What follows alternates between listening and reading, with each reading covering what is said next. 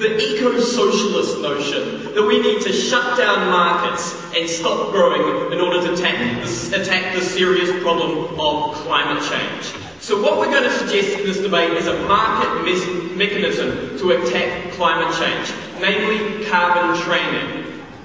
At the moment, countries are looking for a replacement for Kyoto, so we're going to propose a treaty which can be signed by countries, but also states and cities, a mechanism by which we think we can get a lot of America, the big states like California and Massachusetts, for example.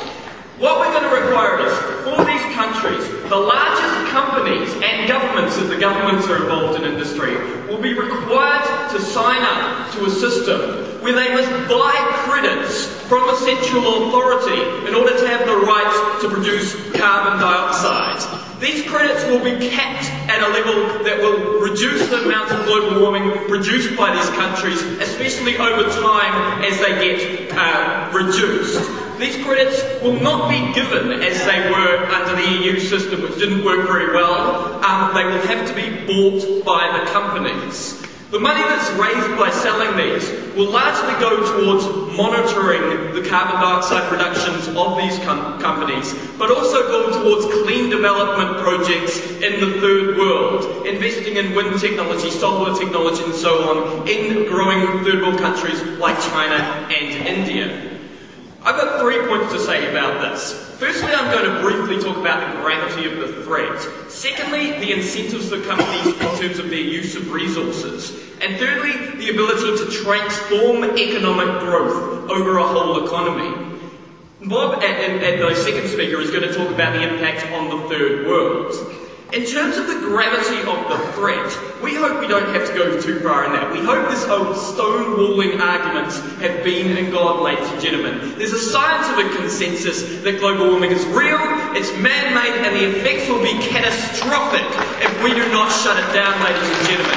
Water shortages, reclaimed land by the oceans, whole nations such as the Maldives and Fiji disappearing beneath the waves, ladies and gentlemen. We must act on this, but we should not act by stopping economic growth. Growth pulls us out of poverty.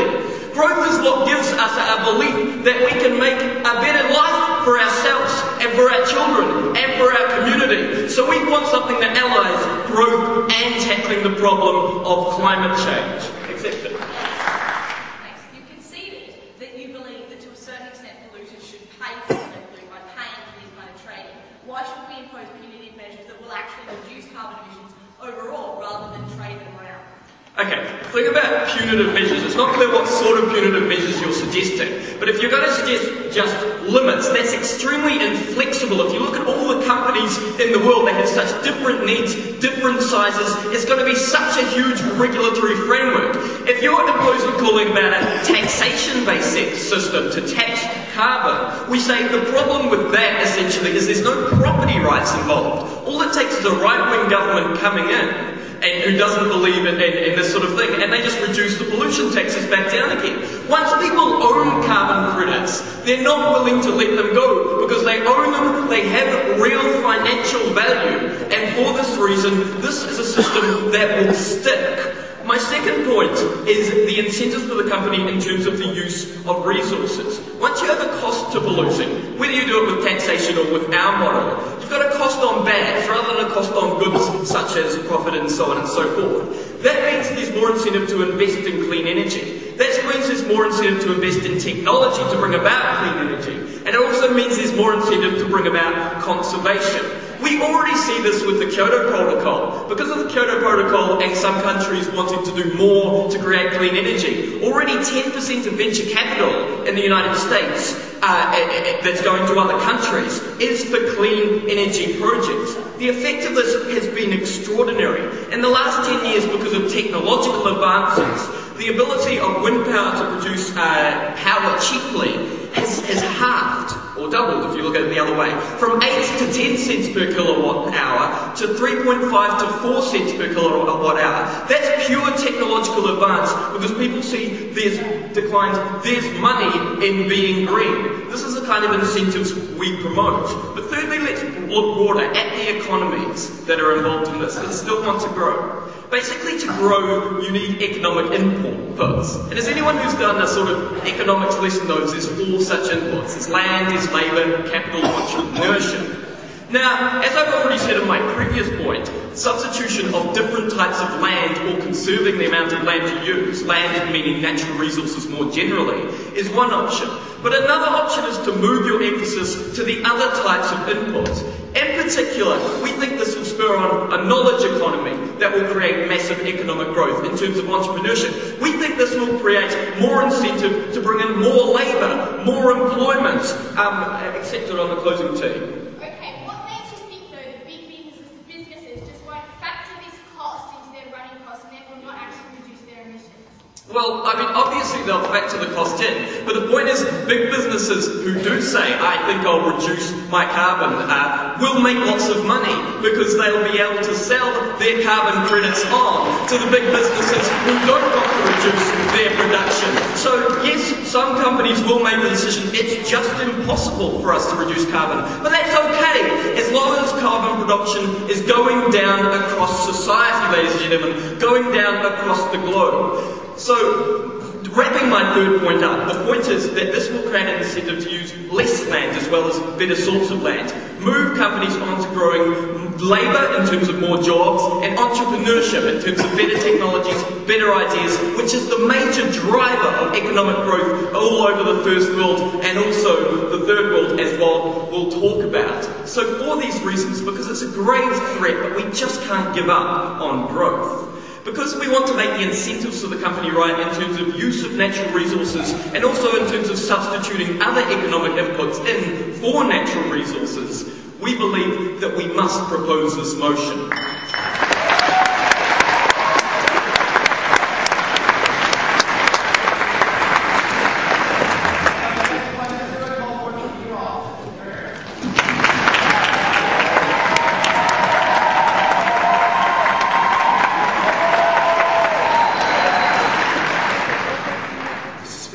Ladies and gentlemen, they want a carbon trading system because it's an economic incentive. But the fact is, it's an economic comment because it's not a very good economic incentive. What we'll be talking about in this debate is that if you want an economic incentive, then it must be universal. You can't have some companies innovating and other companies becoming ghettos elsewhere in the world where they can still pollute pretty much as much as they want by getting out of it and by buying themselves out of it. What we're going to propose in this debate is a flat carbon tax. The reason for that is, it is an economic incentive that every company and every nation has to get behind. So we're not just moving where the carbon dioxide is emitted around the globe and having, ironically, as the first being for the proposition admitted might happen, different governments in different places, say changing government, and then say raising that limit that people can actually emit, say selling out more carbon emissions, and more carbon credits at whatever price they want to. We don't want that kind of flexibility, because that kind of flexibility is going to kill our world. No thank you. What I'm going to talk to you today is firstly, why taxation is a more direct and a more beneficial economic incentive. Secondly, I'm going to deal directly with some of the matter that we've had from the proposition by saying that it's a more direct incentive for more widespread innovation. And lastly, I'm going to talk about how substitution of flexibility, which are the main buzzwords that we hear in terms of a carbon tax, simply don't work, and they'll lead to more carbon dioxide emissions. This is a cop-out of the model. This is not actually helping our world. So let's move on to the first issue, why taxation is more important. I will take you there. The point about carbon, as opposed to some other forms of pollutant, is it doesn't matter where it's emitted. It all goes up into the atmosphere, ladies and gentlemen. So it's about bringing it down across society, and it doesn't matter if one company produces more. That's very, very... That's a very, very short-term and naive approach. It does matter how certain countries develop and how certain places in the world develop. When we look at China, when we look at India, when we look at the re-emergence of Russia into the international economy, it does matter that while they are developing and while their economics are growing, that they do so in a clean way. Because it would be too late to say to them later on, when we've been giving them all these credits, when later on we're just saying, now when you've reached the level where we can't just give you any credits anymore, that they then suddenly have to switch to an actual emission reduction. We say that as old reactors get changed to new reactors, you have to always go with a cleaner technology. And that's why a carbon tax is utterly necessary. Because you have to look at the level of an individual firm. And what happens, we're mostly, in a lot of parts of the world, talking about the production of electricity, or talking about the production of power, or the production of major industrial objects. So what we're talking about here is that when it comes to the cost-benefit analysis going on in the heads of the people in these companies, if they can pay what is actually a reasonably small amount of money compared to their overall operation in order to keep the old reactors going for as long as possible and still avoid the economic incentives that you're talking about, they're going to do so, and you're not going to get innovation from those big companies. What a flat tax does is it forces everybody to change at the first instance and at the first opportunity. So you can't buy yourself out of changing to a new style of reactor or changing to some kind of geocentric way of capturing carbon. You have to actually make the change when that change is available. Now, moving on to my second major point, why is this actually a better incentive for innovation? Because the fact is that for innovation to take place globally, we have to have a global incentive for that innovation to take place. And what you do by creating some areas, no thank you, where people are actually going to be reducing, and other areas where they're not going to be reducing, and we know that these things are often geographical. It's related to how far away you are from the mine where the coal is, what natural resources are available in your area. What happens is that you don't actually get the spending on innovation that you need worldwide. What we can see is that... How realistic is it that you're going to get this flat tax agreed to worldwide, politically? Oh my gosh. How realistic is it that you're going to get a worldwide carbon trading system?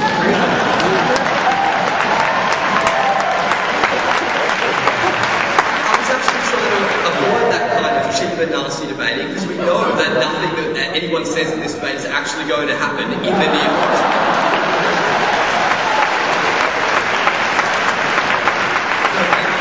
The fact is, if we can get an agreement at all, it's just as likely to be on a carbon tax as on your system. Why? Because the only example of your system is in the EU where it's failing, and the examples of our system are in Norway and California where it's working. So, if you want to talk about practicalities, we'd say they go to our side of the house.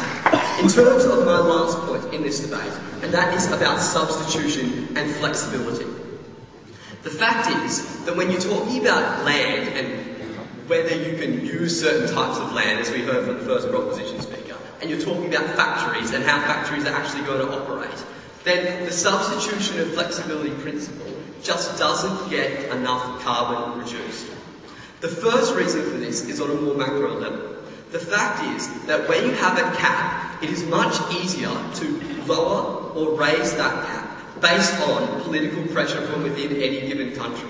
It's much easier for people to renege on their deals than if you have a flat tax across the entire world. It's one of the major reasons why we don't like substitution and flexibility. We want a tax that everyone can know what that tax is and that everyone can see what that tax is. And this relates to the way in which the first proposition speaker talks about regulation. It will be, under either of our models, very difficult to regulate, and we're going to admit that right now. But the regulation system would be pretty much exactly the same. You need the technology and the mechanism to tell how much each factory is actually reducing their greenhouse gas emissions. But the fact is when you factor in the need to enforce a really complicated quota system, then that gets much, much harder than when the tax is flat across every firm in the world, across every country in the world. So what have I basically told you today? We've said that an economic incentive which actually incentivizes some people to produce more carbon dioxide, while incentivizing other people to produce less carbon dioxide, is not a real economic incentive. We've said that the cap, which is the actually only way in which you're actually reducing these emissions, rather than just moving them around, could be moved quite easily, and in the only instances we have been set way too high. And we've said that if you want a real incentive, one for real innovation worldwide, not just some ghettos of pollution and some other places where they like innovation, then you're going to go with a flat tax plan.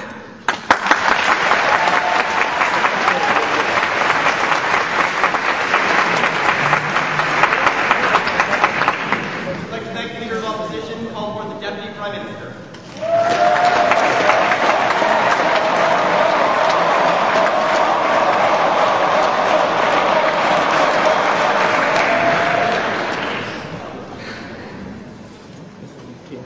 Okay,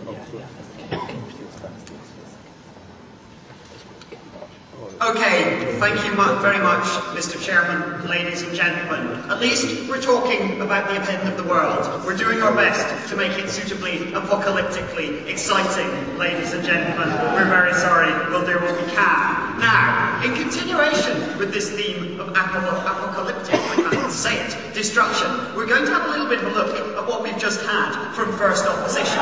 But as Ranald has identified, I'm going to go on and talk after that, ladies and gentlemen, about the third world, about economic growth there, and how we, in fact, ladies and gentlemen, do think they deserve economic growth. Think it's quite a good idea, and would like to provide a mechanism for helping them do that. See the model, it's a great idea. No, really, honest, we like it. We do think development for them is important and good. But before we come on to that, let's have a look at what Evan Gold gave us. Because the first thing he gave us was, no, your model won't work. Right-wing governments will be nasty. Now, we basically stood up and said, will your model work? Because essentially the two models are the same. The two models are top-down solution, imposed from on high by a body which people get to sign up to. So I'm afraid my only response to you, Evan, is no.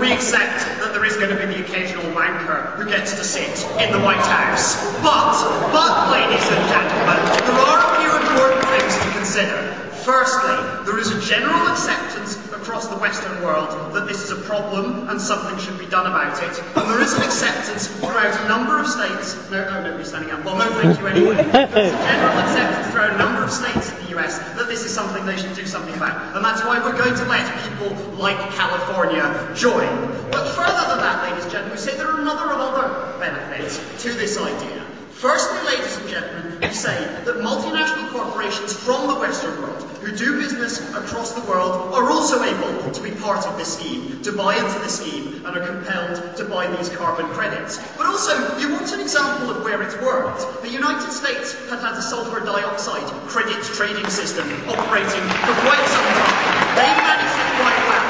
The fact that the EU is a bit crap and got it wrong doesn't mean that we can't look at the EU, go, aha, we know what the problem was, we'll fix that problem by having a central authority, a fixed number of credits, and make that number smaller year on year to actually bring down growth. Like, the argument that the EU are idiots is not an argument against a better, more intelligent trading system as proposed by Ranald. So finally, ladies and gentlemen, we want to talk about why flexibility is actually a good thing rather than a bad thing. And this is simply, ladies and gentlemen, that we recognise that the needs of companies are different. They would like to impose a tax upon every company at the point of output. We would like to make companies pay to be allowed to output. Those are essentially fairly similar systems. But we say an important distinction is that the company is allowed to assess exactly how much they need to put into cleaning up their act, to put into reducing their emissions. And we say this is quite important, given that we like companies to be able to continue growing, and we would prefer not to impose massive harm on companies. Because if I have a company that considers it more economically useful to buy lots of credits than to reduce my emissions, I can do that. They take a larger slice of the global emissions and someone else doesn't get to buy those credits. That's how a market operates. It drives up supply and demand, and the price offsets no thank you against itself. And we say that ability to be flexible, that ability to make the decisions of what is important to you as a company is something quite important in terms of allowing our economies and allowing our industries to remain flexible, to set their own goals, and also to be given this incentive. Like, if you clean up, you have to buy fewer credits. That's less money you spend, and that's, a good thing for you. Go.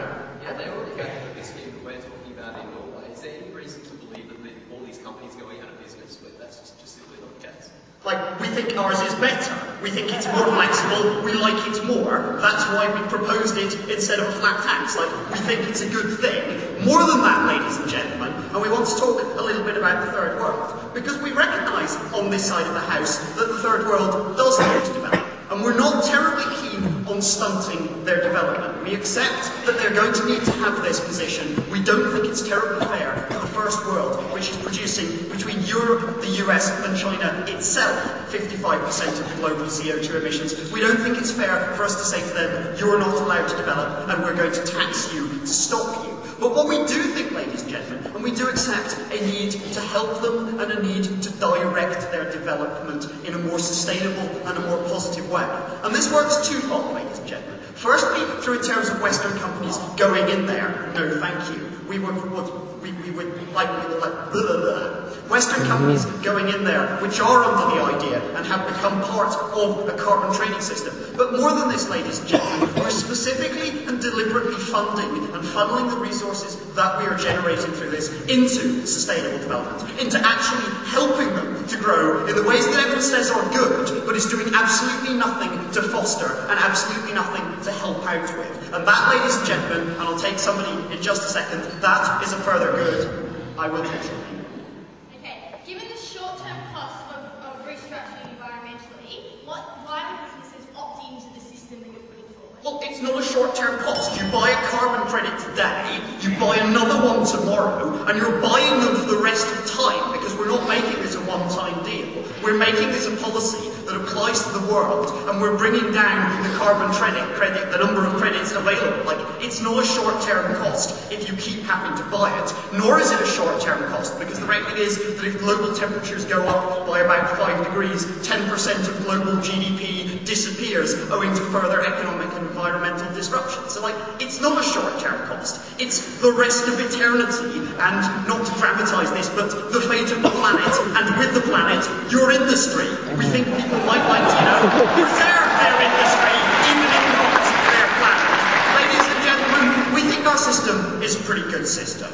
We think our system speaks to the needs of our economies and to the needs of our countries. And we think ultimately, ladies and gentlemen, it fosters a better world. It's a system that people can buy into, and it's a system that does help actively, in a real financial way, the development of the third world. Yay us, we stand for saving the world.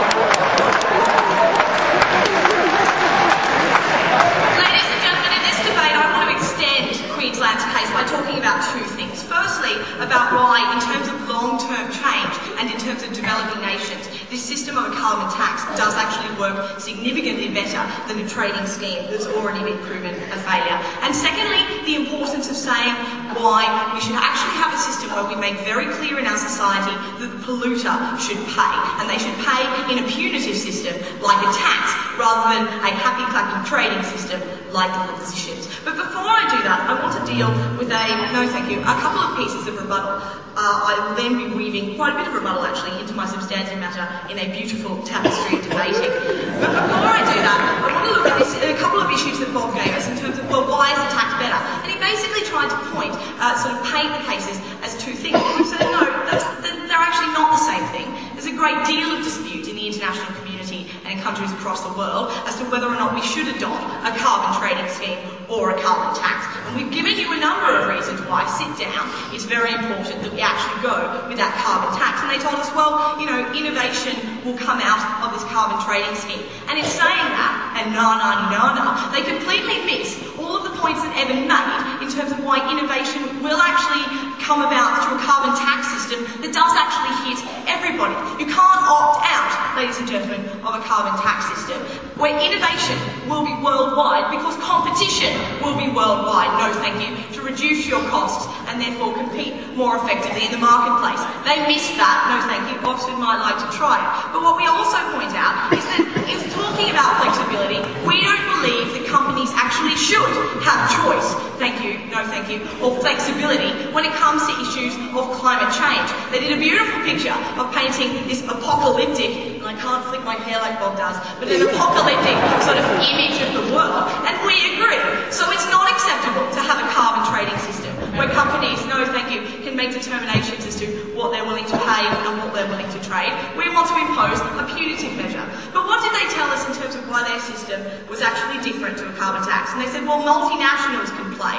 Well, they can under a carbon tax too, ladies and gentlemen. And they told us, well, we think that the sulfur dioxide trading scheme was a great success. Let's talk about that sulfur dioxide trading scheme. Because what we would say actually happened there was that credits were significantly underpriced. They were underpriced to the extent that people weren't trading enough under the scheme, and within 5 years, that scheme actually fell apart. What's even worse for these guys, in terms of that example, is that in saying, well, sulfur dioxide was reduced overall, and use of that was reduced overall, simply doesn't come about because of the carbon trading scheme. It comes about because a new source of clean coal was found, ladies and gentlemen, and that's a problem for them. So let's go on to look at this idea.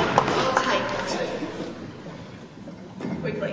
Why does it make sense to raise the cost of production equally for every single firm on Earth when it is so much easier for some firms to continue providing the same services more efficiently and damaging the environment less? Because, guys, don't clap, it wasn't a good POI.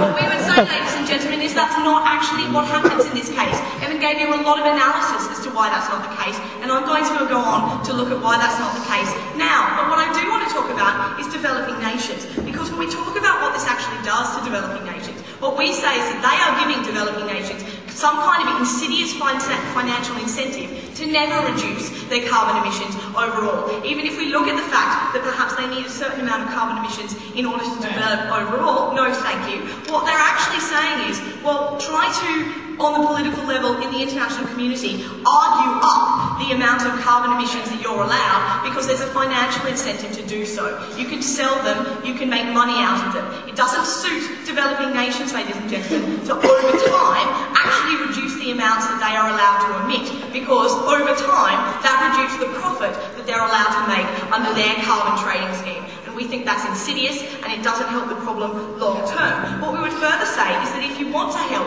developing nations in the international community, we already have systems with which to do that. US $530 million a year is being provided in funds to actually assist developing nations to develop renewable energies and to develop cleaner technologies. What we would say is that we need to continue to support programs that do that so that these countries can develop economically, but not at the same time allow them to actually continue to make a financial profit out of having a certain amount of carbon emissions. Random. Part of the solution would have to be producing new technologies. First world companies are in a better position to do that than developing world companies.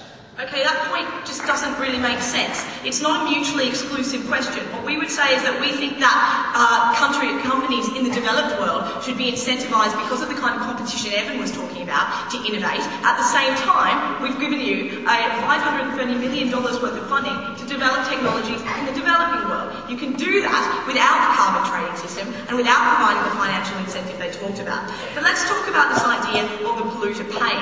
And this is where there is a significant, a very clear difference between what they're proposing and what we're proposing. Because we think that climate change is a problem and it is somebody's fault, ladies and gentlemen. The United States is responsible for 24% of global emissions, the EU 14%, China 13%. What this does is it sends a message, as tax does, to say that it is an individual problem in terms of nation states, but also in terms of individuals. What we've seen over the past few years and months is an individualising of environmentalism. This has had a significant impact in building support for climate change overall. The problem with the carbon trading system is that it sends a message that it doesn't matter who emits, so long as something gets done about it. We heard from Ranald in his speech, in his POI to Evan, well, it doesn't matter who emits, when it's emitted and who emits it, so long as we deal with it eventually. What we're saying from Queensland is that it does matter who emits that. We believe the polluter should absolutely be responsible for paying for it. So when we can sum up the proposition case as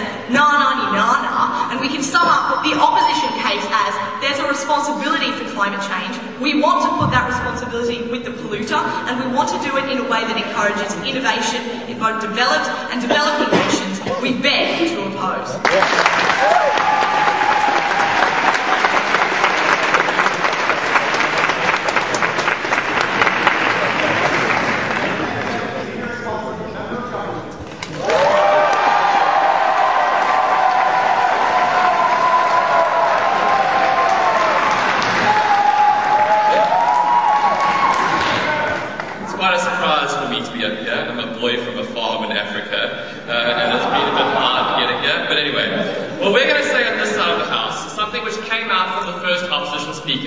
He said that nothing in this debate will happen, nothing is going to change. What we're going to show you is that what can change and what real change is. Because carbon trading is the only way to continue to secure growth and reductions in a way that we can change attitudes of individuals and companies and states in a sustainable way, which is the only natural way of reducing environmental impact in the long term. This debate is about how to change the attitudes of individuals who use these particular elements. It's how to ensure that individuals change the way that they pollute. And we're going to show you on this side of the house that it's only with economic growth that individuals get to that state of development where they start thinking about green issues and when they start thinking about the environment. Let's firstly deal with this idea, a couple of points of rebuttal. They say that an economic incentive must be universal, and that's why we have that carbon tax. We say that there's two problems with their tax.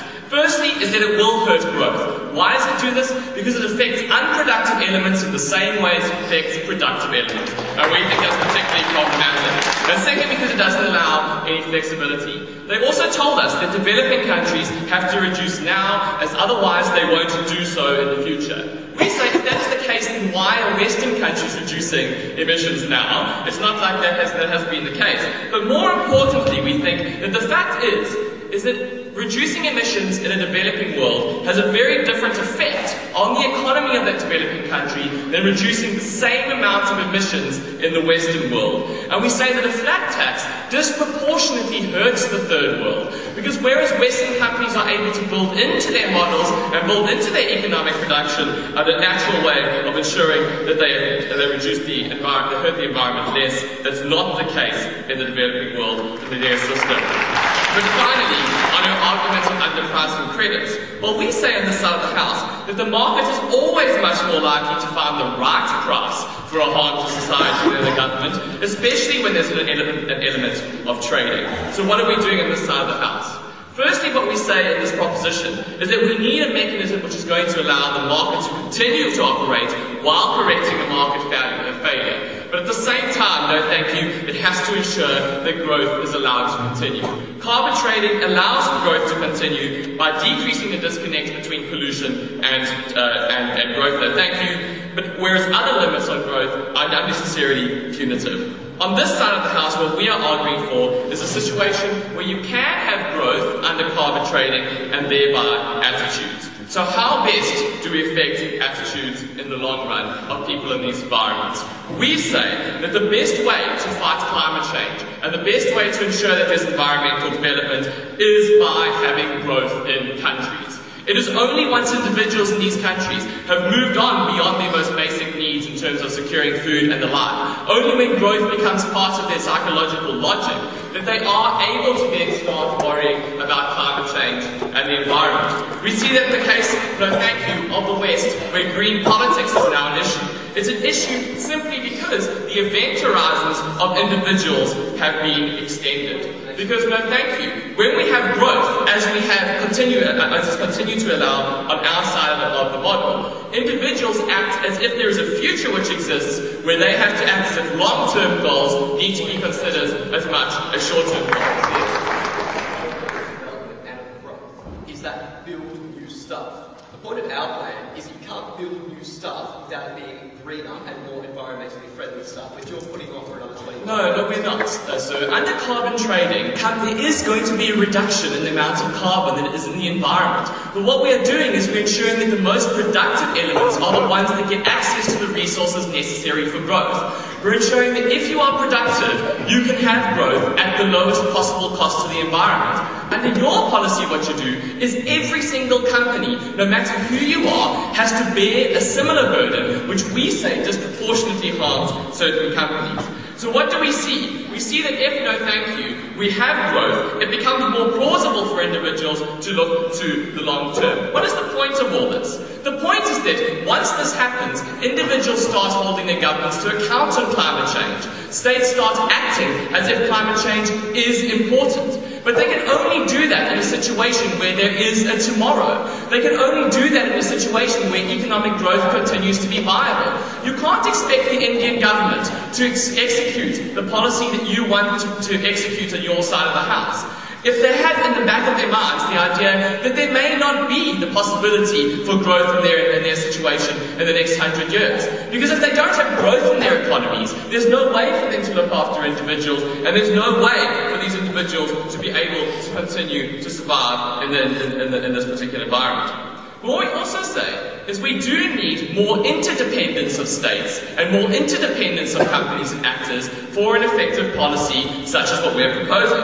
And what we say with carbon trading is that you do just that. You create an interdependent market between states and between companies and between other actors, no thank you, which doesn't exist under your model. Yes, ma'am? When multinational companies in the West buy out the majority of these credits, how does that help developing nations? Well, we say firstly that it's not necessarily the case that all of these companies are going to buy out all of the credits in the developing nations. Why? Because who is far more likely to be able to build in the innovation and the technology change to be able to secure these problems? It's the companies in the developed world. They are the ones who are going to be able to afford innovation. And if they can make a cost-benefit analysis and show that it's more effective for them to innovate than to purchase these credits from the third world, they will be able to do it. The problem with a universal tax is that third world nations do not have the ability to procure these rights to pollute. They don't have the ability to be able to develop their economies in ways which the West has been allowed to develop for hundreds of years. So what have we said on the side of the house? We've said that what we fundamentally need to do is to change the attitudes of individuals and states and actors in order to secure climate change in the world today. And we've said the fundamental premise is that you need growth in societies to be able to secure that. You need people to move onto a higher economic plane where they can start extending their environment, their event horizons, and make long-term interest. We say that it's only with the system of carbon trading that you have both economic growth and a phased reduction of emissions. We beg to oppose.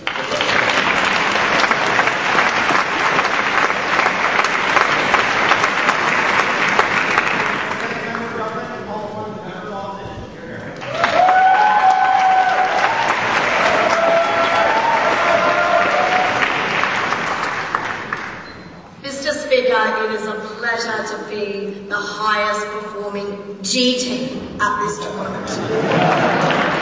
The flip side of that, of course, is that we're also the worst performing G team at this tournament, so let's not dwell on it and get on to the extension of the closing opposition in this debate. Like the closing government in this debate, what we recognise is that when corporations take environmental movements, they pass those costs on to consumers. And what we're going to analyse at closing opposition in this debate will be what will those effects on those consumers be, how they interact with the model that the proposition put forward in today's debate, and why ultimately will a flat tax be better in terms of how the environmental movement garners the support of that important consumer base, which the corporations stake their profits on. But before we do that, let's quickly turn to two questions that the proposition has raised in this debate. Firstly, it's just something that Anna and I want to question. Will this proposition curb the problems that the EU suffered in the massive failure of the scheme they introduced in 2005? And secondly, will this lead to growth under carbon trading, the masses assumption on which the extension of the opposition was predicated on? Yes, sir. Aaron conceded on our system because it isn't a flat tax which uniformly raises the cost of production.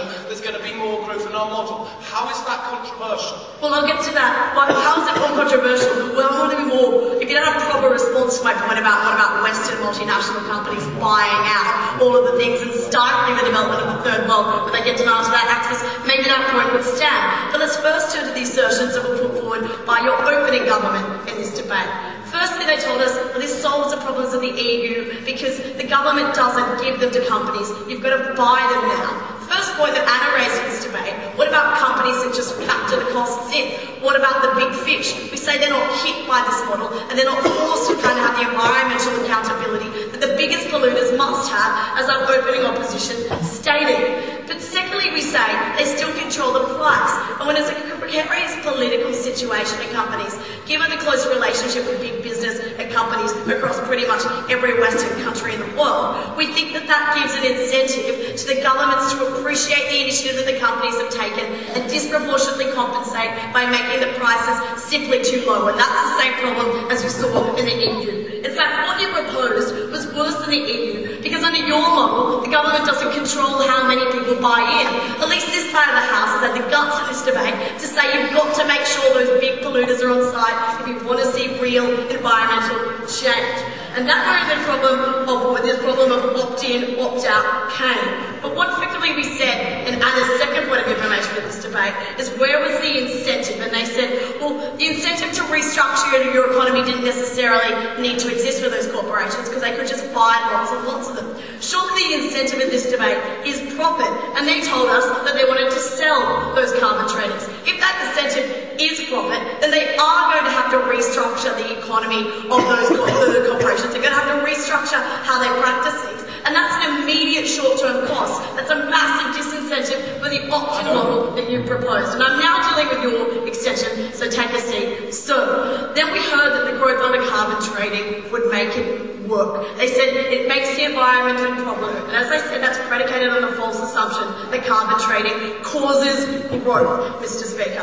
Firstly, we just question outright whether countries like China and countries like India, or even states within them, are going to opt in under your model. But more so than that, as Anna raised in a point of information, when Western multinational companies, buy out the majority of profits and force these companies to take environmental standards, that's what actually cripples the third world. This side of the House told you, don't let the third world develop with the promise of tomorrow you restructure your practices. Make them develop with environmentally sound practices from the beginning, and you'll save them the massive costs of restructuring later.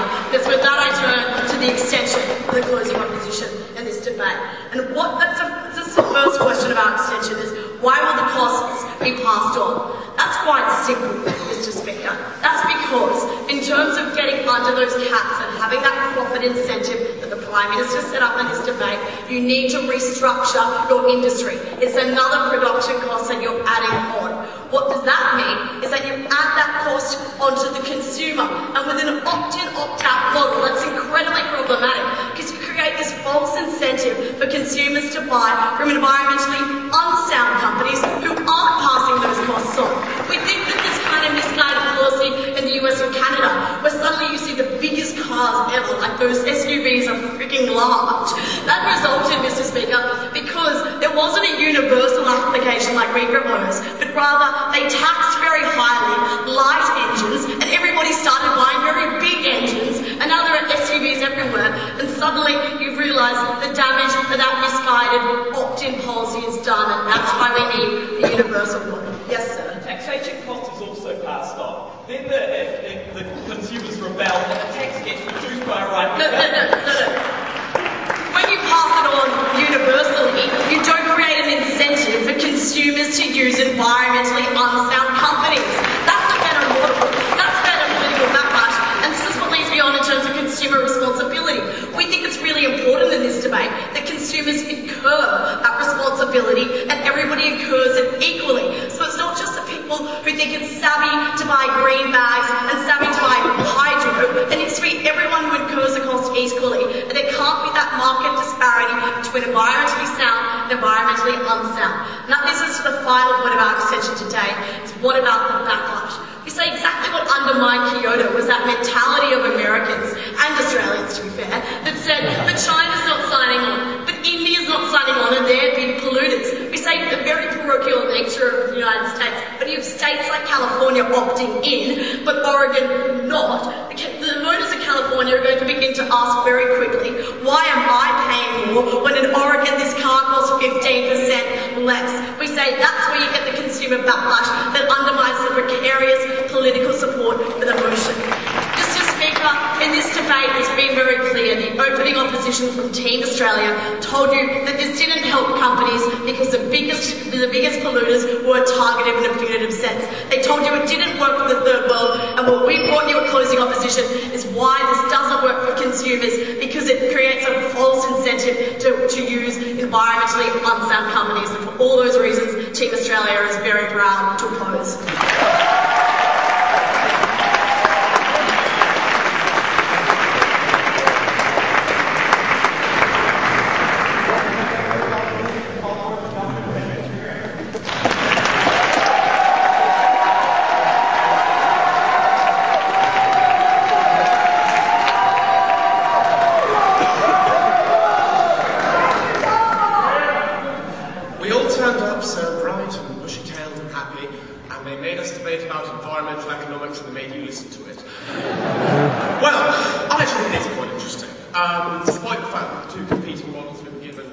We think they might be a little closer than we might have seen at first. But anyway, we think it is a problem. Like, firstly, because we think that our model allows the market to continue going on with a slight restructuring of incentives. A slight restructuring we think is really great, but crucially, allowing reductions to be made where they do least damage to production. Right? So you get continued economic growth and you get change, as opposed to their model, where they limit growth across the board, where it's productive, where it's unproductive, in the service of climate change. So we think that the two kind of differences between our system is firstly that it is more flexible. And they said there are all kind of problems with flexibility. So that's the first burden. Why is flexibility grand? But we say there just is more growth under our system. There just is, because you don't put a uniform cost on everyone. You say some firms, no thank you, are going to be better able to shoulder the costs of restructuring along ecological lines and others, so the incentive for them to buy those credits is going to be different for them, right? So there will be more growth under our model. So that's the twofold burden, that's what we're going to look at. But firstly, let's kind of just brush out the way this kind of whole who's got the silliest model issue. I know.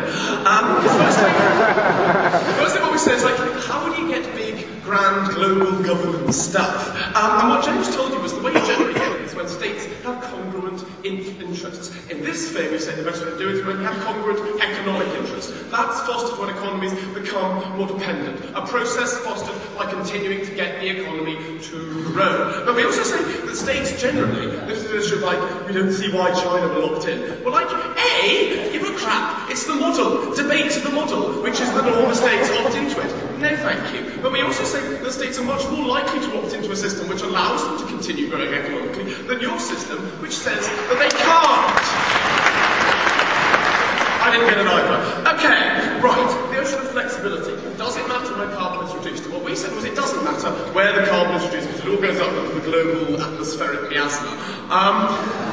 But what they said was, no, you set economies like China and India on the wrong development path. And what I'm going to show you in the second point is why any development path is the correct one. This is what James told you. Any development path is a precondition for getting people to give a crap about the economy, the ecosystem, even. No thanks, Sarah. But we also said that, like, there are sort of human harms, right, to reduced growth, wherever it happens. People lose jobs, like firms reduce output, prices tend to rise, all that kind of stuff. The economy generally contracts, and we call that an economic harm. That's a massive human harm, right? And we say, why does it make sense, no thank you, to increase the costs of production equally for all firms when economies in some places are harmed less by reducing those carbon emissions than others, ladies and gentlemen? We don't know why that should be the case. We don't know why a firm that can create less economic harm by reducing carbon in exactly the same way shouldn't do that, and allow another firm that would harm the economy more by reducing carbon could thereby be allowed to continue doing that for now. No thanks. Actually, no, yeah, go for it. Oh, the lady, what else? Instead of the environment, when your model creates a market distortion where environmentally unsound products... Oh yeah, I loved this. Yeah. Environmentally unsound products will be cheaper. We say no, because you have to buy the credits in order to produce them.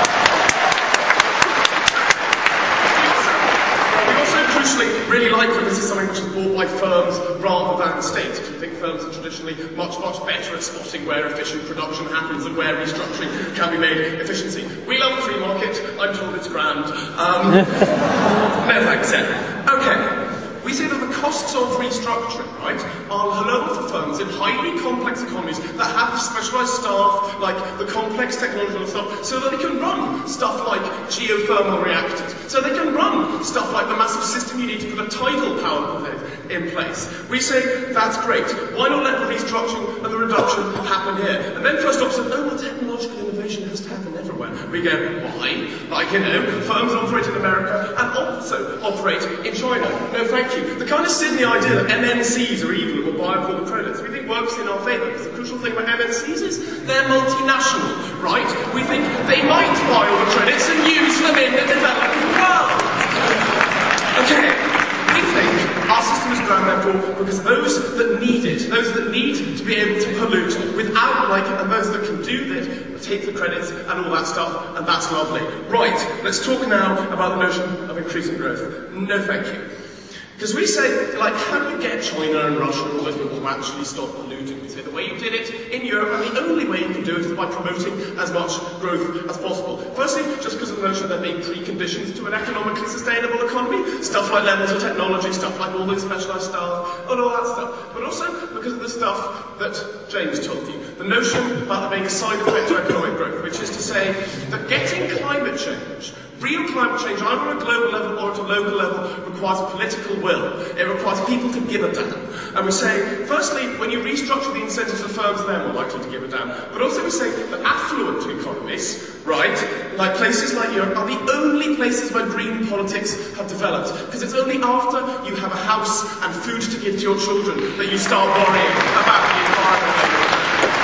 It's only after, crucially, when the economy is stable, that you start worrying about, you know, 30, 40, 50 years of our lives, rather than your short-term economic interests, your event horizon extends to worrying about your grandchildren's interests. We say that the developed world is the only area willing to shoulder the costs of economic restructuring, and that's why. It's a simple brute fact that Europe developed under, like, you know, polluting models, and, like, that didn't hinder its transition now to less polluting models. So when they say these countries must develop under models of economically sustainable growth, ecologically sustainable growth rather, we're not quite sure what that means. Like, we think that there's a direct correlation between the economy growing and the economy then being able to go green. First of all, because technology requires it, and second, because that's the only conditions under which people care about it. On this side of the house, we think if you're going to do anything genuine and substantial about not just climate change on a carbon scale, but climate change in terms of smaller, more things like desertification, all that stuff, people need to care.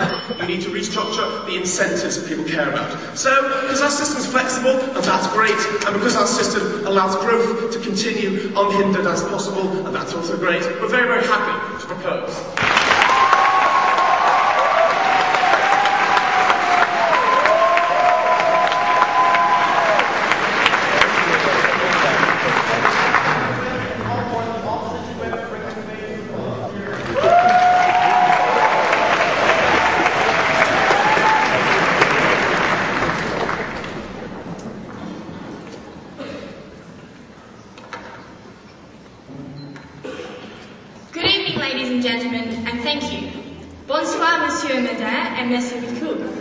As much as I enjoy debating in Canada, that will be the only attempt at bilingualism because, quite frankly, at the opposition whip, I have far too much to get through to say everything twice. On that note, we had a government team today that needed to show us that both growth and change were effective under a carbon trading model. They tried to have their carbon credit at either 2, ladies and gentlemen, or on that they simply failed because they were unable to prove either of those. We proudly stood behind Team Australia today and said that taxation and a punitive measure was the way that we got real change. More than that, at the closing opposition, what we pointed out was an acknowledgement that consumers and people of the world, not just companies, had to be encouraged to change their behaviour. And the way we interacted with companies in terms of getting pollution and punishing pollution had to have that framework in mind. And we were able to show that under our model, that's where you got the most change in behaviour. So with that in mind, what I'm going to do in my whip speech is look at 3 areas. Firstly, this question of consumer and change in behaviour. Secondly, the idea of growth and how you magically make it happen all over the world. And lastly, the problems of a carbon trading system and why theirs simply don't address those. So let's look, ladies and gentlemen, at the this question of how this actually interacts with economics. Because what we said is that these costs get passed on, ladies and gentlemen, and that was all the points of information that Julia and I brought out early in the debate. What this said was an acknowledgement that restructuring or buying the carbon credits was going to be passed on to the consumers. The problem with the opt-out model, the opt-in and opt-out model, ladies and gentlemen, was that then you created a niche market where people could actually make their products cheaper by not signing on. But even if we were to accept, ladies and gentlemen, that magically everybody signed into this, they needed to show us that for most of the companies of the world, it was cheaper to restructure than to buy out the credits. And what Julia and I pointed out is for most Western countries, that simply isn't the case. So that means that their products, ladies and gentlemen, don't get the same costs factored in because they're not having to do with restructuring. And then what happens then, ladies and gentlemen, is you get the same effect of those consumers not having to change their behaviour. The point of the matter is, ladies and gentlemen, more than that is what we showed you was that there's this close relationship between governments and big business, particularly in terms of also if they think business is given a little in political capital, which means that those credit costs are going to be set at a level that means that restructuring is preferable, or that innovation is preferable, and the government fundamentally failed to give us any indication why that was the case, and I'll take the closing. Doesn't your op also require everyone to sign up and a close relationship between firms and businesses? Well, if you were listening, I went through why practically we didn't think it was the case, and then I decided that I'd actually show you that even if everyone joined up to your club, you failed in your burden to show that those credits would be priced appropriately and necessarily priced appropriately to get that change. What our model does, ladies and gentlemen, is ensure, and it admits that costs will be passed on, but they're passed on uniformly when you have the punitive model of a flat tax, ladies and gentlemen. When that happens, the price of everyone driving their SUVs or running their air conditioners in their hotel rooms to 35 degrees is passed on to everybody. We take that particular context, people start to change their behaviour, no, sit down. We take that context, that's when you get the sort of also political will that we think is necessary to have further changes. Coming then secondly, and that's where our last point in terms of backlash came into looking at how we can't afford to have a system where people think that some people are carrying the costs and other people aren't carrying the costs. That's where you have the major problems that come, ladies and gentlemen, of things like the Asian Development Pacific Nations Pact, in which people are walking away from systems like Kyoto because they think that some people aren't carrying the burden of it. And I'll take the opening team now. We say credits are far more politically robust than taxes because once they're privately owned, there's a private incentive to keep them that way. No, what happens, ladies and gentlemen, is those prices are manipulated, reflecting the fact that governments and business have that interaction. You've never been able to show us why that's not the case. Then we came secondly to this question of growth, ladies and gentlemen, and particularly the closing government wanted to say to us, well, hang on, this is just how it works, and magically you're going to have growth everywhere. As Julia pointed out, that's not the case, because the restructuring doesn't get covered by the people who should be best at restructuring. It gets done by the people who can't afford to buy out the carbon credit regime, ladies and gentlemen. So what happens isn't a market working effectively, it's a massive distortion of the market, which means that lots of people don't go around restructuring when they should be, and in 30 years' time they're probably going to have to, and there's a massive long-term cost in that, and then the wrong people are forced to be doing the restructuring. So in that particular context, who's hurt in particular is the developing world, because say in that sort of context that companies don't have the money to take on those particular short-term growth. And the only answer that these guys had was, well, no, that's because innovation happens and that's where the incentive comes from, ladies and gentlemen. That's not empirically true. We have to subsidise massively things like wind power, because at the moment innovation, ladies and gentlemen, just isn't economically viable, and that means that the sorts of restructuring that these guys think will happen under their trading scheme simply isn't the case. More than that, ladies and gentlemen, we said what happens is that this is therefore incredibly incredibly detrimental in terms of developing nations' growth. And we say it punishes the wrong people in that particular context. More than that, it means that the developing world gets away with, in some contexts, ladies and gentlemen, not doing the restructure that we say they absolutely have to do. And environmental degradation in the developing world and unsustainable growth is the worst sort of policy in any context that everyone in the world should be advocating for these particular group of people. And then we came last to do this question of this is okay because carbon trading schemes and trading schemes in general worked rather than taxes. And we were able to bring to the House a lot of points as to that was the case. Julia in particular looked at why the actual problems of the EU in terms of the way prices are set and oversupply and the relationship between big business and whoever's selling those credits were never solved in this particular context. We're saying that what's going to happen is that the price isn't able to be, and the market isn't able to work in the way that the government wants it to. And in that particular context, you've undermined the ability of everybody to shoulder the blame, ladies and gentlemen. You're not encouraging growth and the right sort of growth in the developing world. For all of those reasons, we say a tax, not a trading scheme, is the answer to the environmental problems of the world.